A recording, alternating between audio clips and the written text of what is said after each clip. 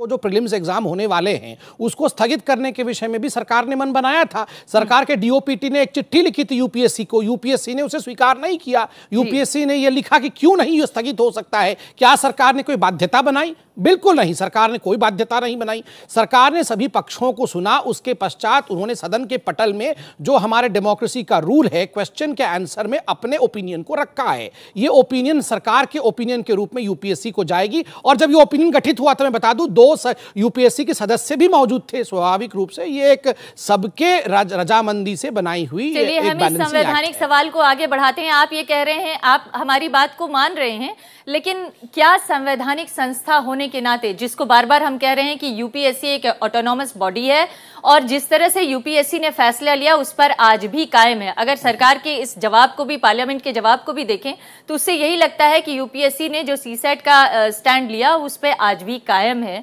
तो सरकार की इस पूरी कवायद का कुछ अर्थ निकल रहा है। मैं 2-3 बातें कहूँगा। संबित की लगभग सारी बातों से मैं असंतुष्ट हूँ, विरोध करूँगा हर बात का पॉइंट्स में। पहली बात वो ये कह रहे हैं कि लार्जर सेक्शन की प्रॉब्लम को सॉल्व कर दिया गया है, ये एकदम गलत बात है। लार्जर सेक्शन को दिक्कत 8 क्वेश्चन से नहीं थी। 8 क्वेश्चन केवल 20 नंबर के, 35 क्वेश्चन जो लगभग 80 नंबर के, उनमें ट्रांसलेशन की दिक्कत है। ट्रांसलेशन की दिक्कत क्या होती है, मैं आपको एग्जाम्पल देता हूँ। आज के एग्जाम्पल लीजिए। विजय सिंह साहब जो यूपीएससी के मेंबर थे, सीसेट को लाने में उनकी भूमिका थी। आज उन्होंने एक स्टेटमेंट दी अखबार में, मैं आपको 2 हिंदी में इंग्लिश में पढ़ के सुनाता हूँ। इंग्लिश में लिखा है, Mr. Vijay Singh said the government succumbed to the goons lobby while saying that marks of the English comprehension paper in the preliminary exam should be excluded for merit or gradation. इसका मतलब जो मैं समझ पा रहा हूँ वो ये है, उन्होंने कहा कि गुंडा लॉबी के सामने सरकार झुक गई, जबकि साथ में ये भी कहा कि इंग्लिश के नंबर नहीं जोड़ने चाहिए। इसका ट्रांसलेशन हिंदी के अखबार में, उसी अखबार में क्या, उसको सुन लीजिए। लिखा है, अंग्रेजी के मार्क्स को हटाकर गुंडों की लॉबी के सामने सरकार ने घुटने टेक दिए हैं। ये दिक्कत है। आज के ही अखबार में यूपीएससी के ही मेंबर की स्टेटमेंट इंग्लिश में क्या है और हिंदी में क्या है, एक ही अखबार में अलग अलग है। ऐसे क्वेश्चन से आप बच्चों से क्वेश्चन पूछते हैं प्रीलिम्स में, 35 क्वेश्चन ऐसे आते हैं 80 नंबर के, उनके आंसर गलत हो जाते हैं। आंसर गलत होते हैं, बाहर निकल जाते हैं। फिर आप कहते हैं हमने ग्रॉस इंटरेस्ट में, कॉमन इंटरेस्ट में ऐसा कर दिया। पहली बात, बेसिक प्रॉब्लम सॉल्व नहीं हुई। इस बेसिक प्रॉब्लम की जड़ क्या है, थोड़ा सा उसकी ऊपर मैं नजर डालना चाहती हूँ दिव्य। ये जो आप कह रहे हैं ना कि ये ऐसे सवाल होते हैं और इसकी वजह से प्रॉब्लम आती है। ये पेपर है, अंग्रेजी का पेपर है, मेरे पास भी है। ये जो 20 नंबर हटाए गए हैं, जो या जो जिसको मेरिट में ना जोड़ने की बात कही गई है, अंग्रेजी का जो कंपलसरी पेपर था उसका एक सवाल है।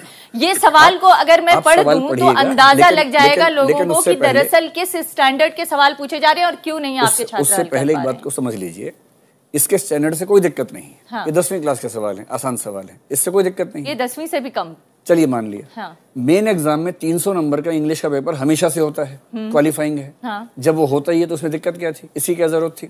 अगर इसकी जरूरत थी तो साथ में 8 क्वेश्चन भारतीय भाषाओं के भी क्यों नहीं है, बराबर क्यों नहीं है? हम तो पहले भी नहीं होते थे, जब आपने एग्जाम दिया था तब भी नहीं होता था, जब आपने एग्जाम दिया था तब भी नहीं होता था। 3 साल पहले आया है, तब पेपर था ही नहीं है वाला। ये तो पेपर अभी आया है 2011 में। आपने 2011 में पहली बार कहा कि एक लैंग्वेज से सवाल पूछेंगे, बाकियों के नहीं पूछेंगे। भेदभाव की समस्या, इंग्लिश से कौन परेशान है? मान लीजिए कि एक गांव का बच्चा 8 में से एक सवाल गलत कर दे, एक तो गलत कर सकता है, एक सवाल गलत होने के 2.5 नंबर कट गए और नेगेटिव मार्किंग है 0.83 और कट गए, 3.33 कट गए। 1 नंबर पे 1000 लोग बाहर हो जाते हैं। 3 नंबर गलत होने पे, एक सवाल 1 नंबर पे। हाँ। और एक सवाल गलत होने पे 3.33 का नुकसान होता है उसको। ये कोई नहीं कह रहा कि मुश्किल पैसेज है, लेकिन जो पैसेज आपके लिए आसान है वो गांव के बच्चे के लिए मुश्किल हो सकता है। आसानी का फैसला कौन करेगा? नहीं, लेकिन बात यह है दिव्य कि अगर आप सिविल सर्वेंट बनना चाहते हैं, देश की सर्वोत्तम नौकरी में जाना चाहते हैं, तो आप अपने लिए क्या स्टैंडर्ड चाहते हैं? कोई मना नहीं कर रहा। आप इंग्लिश मेंस में क्वालिफाइंग पेपर लेते हैं, लीजिए। हाँ। लेते ही हैं, हिंदी का भी होता है, रीजनल लैंग्वेज का भी होता है, इंग्लिश का भी होता है, इसमें दिक्कत क्या है? उसको टफ कर दीजिए। आप पहले राउंड में सीसेट को इंट्रोड्यूस, एक मिनट, प्रीलिम्स के राउंड में ही आपने 70% पॉपुलेशन को बाहर कर दिया। यूपीएससी के मेंबर KS चेलम, आज के अखबार में उनका लेख है हिंदू में, वो लिख रहे हैं कि सीसेट गलत है क्योंकि 70% लोगों को, गांव के लोगों को बाहर कर देता है। KS चेलम का आर्टिकल है हिंदू में आज, उसको पढ़िए।